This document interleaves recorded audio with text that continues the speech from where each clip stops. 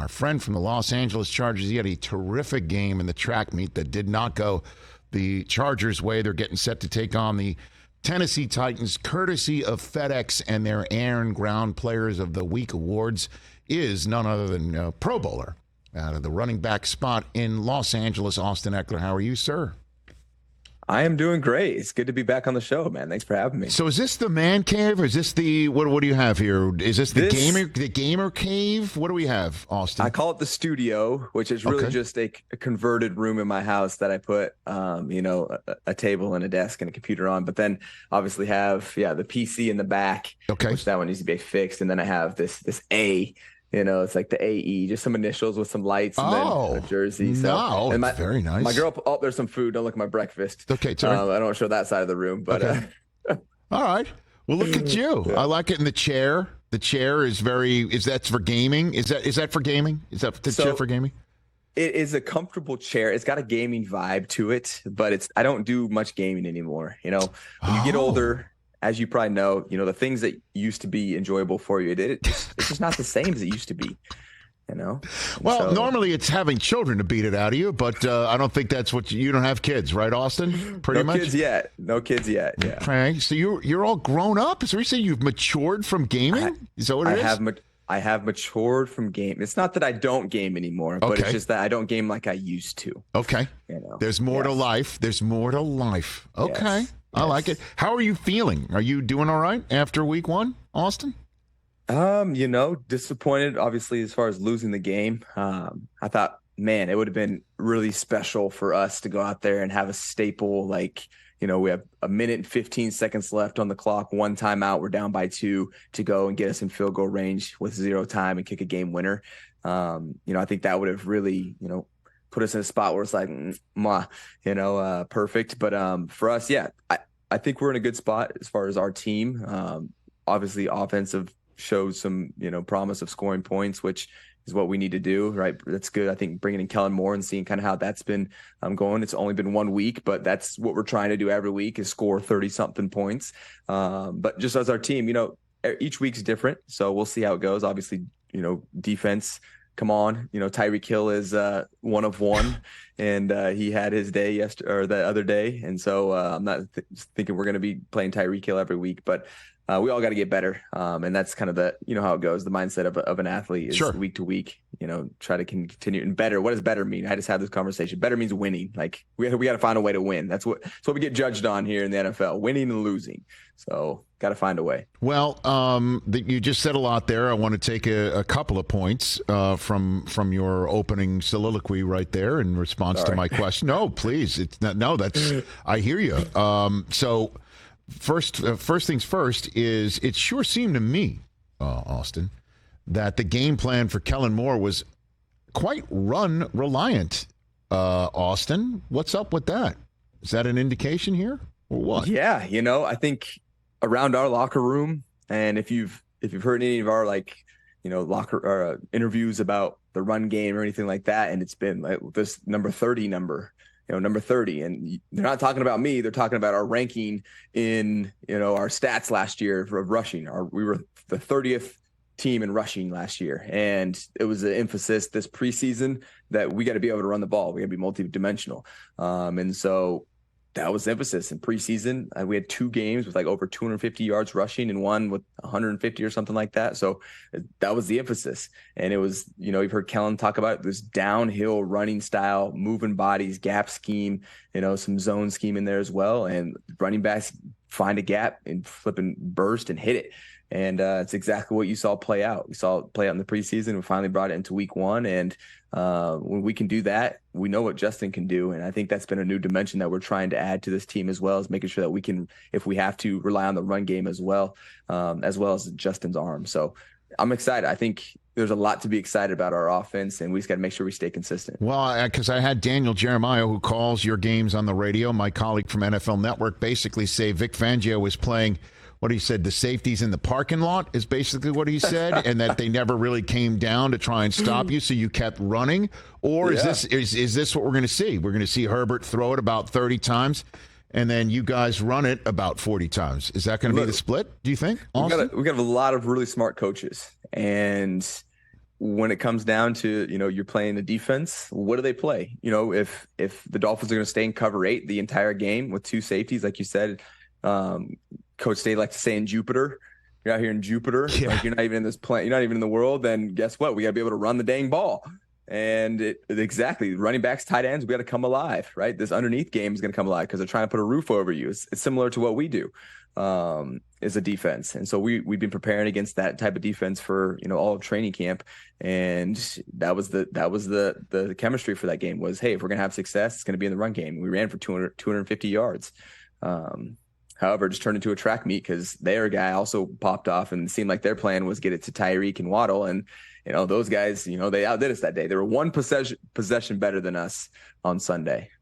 And then you mentioned Tyreek Hill just there. And then prior, what in the world is it like for somebody like yourself who is quite fast, quite elusive, quite explosive, who can score from any point on the field? That is something you can do and you have done. What is it like for someone like yourself to watch what he does in person, Austin?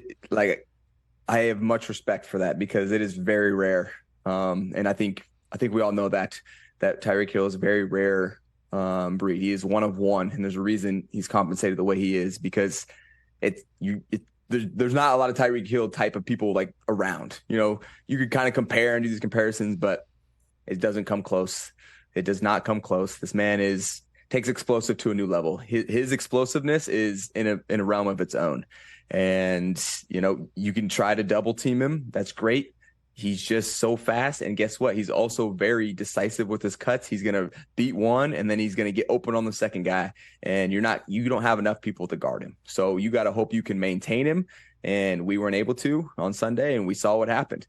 Last year we were able to later in the season. And so we put the cuffs on him last year, but this is obviously a new year. Mm-hmm. And we're hoping to get another shot at him here late in the playoffs. Is this, again, this year's 7th season in the NFL? Is he the fastest guy you've seen in person? Yeah. I mean, I've been watching him, since I've been in the NFL because he played for the Chiefs, right? So we had to play him twice a year.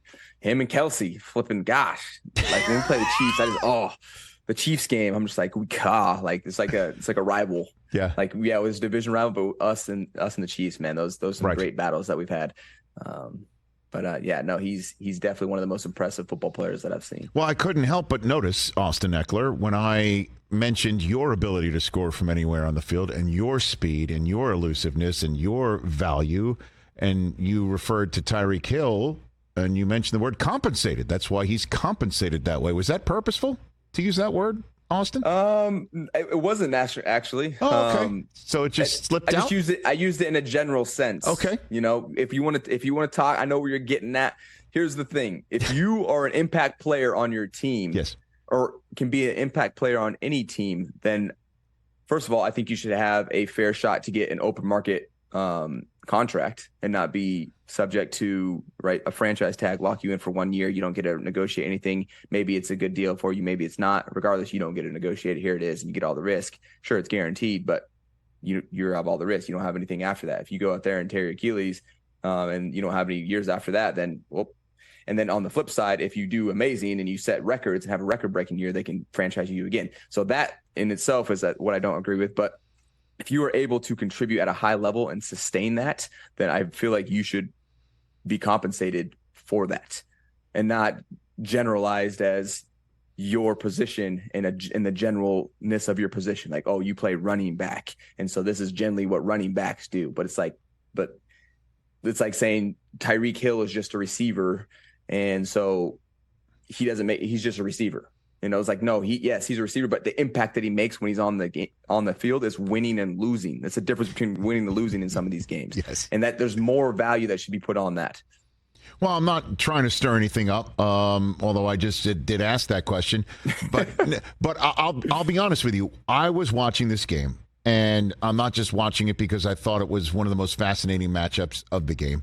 I'll be straight up. I've got you on not one but 2 fantasy leagues. So because I'm smart. And I know football. Okay. But I'm sitting there and I'm watching this and I'm watching you run and I'm watching you perform. And I know when you're doing it, you're in the game. You are focused. You are a professional. You are doing what you need to do to help your team win. I totally understand it. But I'm sitting there from the couch watching your numbers go up and the phone in my hand. I'm thinking, Oh, isn't it interesting how much he's being utilized and how important he is to whether the Chargers win or lose today? That's what I'm thinking. Do you think that when you get the stat sheet at the end of the day, Austin? It's something that is there, yes. Like, I feel like I am a pivotal role in the Chargers offense. And I feel like I have been that for the past, especially 2 years. And it's the same mindset that it is this year. It's like, that is my role. My role is, Austin, you are one of the most consistent guys on the field, and we need you to be that because that's what you built yourself up to be. And that's how we rely on you in this offense. Like, we need you to catch. If we don't have our receivers, because Keenan and Mike are out, you're catching 107 balls. And that's what I did last year. And guess what? We still made it to the playoffs. This year, if we got all of our receivers healthy, Austin, we need you to run the dang ball. Guess what? I'm showing up to the plate and I'm running the ball. And guess what? I'm going to be efficient in either role that they need me to be in because I can do it. I can do it. And that's how I apply myself. And I make sure that I'm ready for whatever role that is that week that they need me to play. And it's going to be at a high level, and it's going to be consistent because that's who I am as a person. That's what I do. I do things at a high level, and I really apply myself, not just, I do it 100%, but no, I am tapped into like my survival instincts to make sure this thing works. And that's how I've gotten from number 3, 6 string on the depth chart to now I'm starting for your team, and not only starting for your team, but you expect me to be one of your biggest playmakers on your team. And what has brought me to this still lives within me, still keeps me at this level of play that I can sustain. And, so for me, yeah, it's a great thing if you have me on your fantasy team. But yeah, I definitely expect myself to be able to, step up to any role. And I do see that, yeah, I do contribute. And if I'm not contributing, I'm trying to figure out what the heck went wrong. And I need to get it fixed because the role that I have right now is be the contributor. And hey, the team needs to lean on me. And I want them to lean on me because I can take on that role. Austin Ekeler here, courtesy of FedEx, FedEx Air and Ground NFL Player of the Week Awards. You have the floor, sir. What should people do? Point and click, obviously. So but what we're do we got talking here? about? We're talking about running the ball. We're talking about catching the ball. We are. So even in my journey in life, I've been in a situation where I've wanted to continue to give opportunities to others outside of just my football realm because I think football is a big part of my life and has built a lot of character for myself, but there's other opportunities out there that can do the same. And that's why I'm so excited to partner with FedEx. And not only because, I'm nominated for the FedEx Ground Player of the Week. There is an eye in Austin. There is an eye in Austin. There is an eye in Austin. It's okay. I get it. Yeah, there is. But and by the way, you should vote for me at NFL.com/FedEx. Yep, right. Okay. And basically, here's what's going on. So FedEx is also, a company an organization that cares about community as well. So that's why we've teamed up, and they are donating $100,000 to HBCUs in the form of scholarships. And so I am partnered with them to continue to help promote this journey that we're going on. And then also the way they give away these scholarships is by nominating air players of the week and ground players of the week, quarterbacks and running backs. And then we get to choose which HBCU we would like to donate that to. So that's why I need your help to go and vote for me and to continue to make a difference and continue to make this world one better place for the next person. You the man, Austin Ekeler. I got to let you run. Otherwise, they're going to stuff me in a box and throw an air bill on me, okay? So you got more to talk about. I always enjoy our chats. You are pure, sir, not just on the field, but in the way you talk and the way you conduct yourself. I always appreciate you taking the time. Let's do it again. Likewise. I'll see you soon. All right. Fun stuff. Catch the Rich Eisen Show every single day on the Roku channel, 12 to 3 Eastern, for free.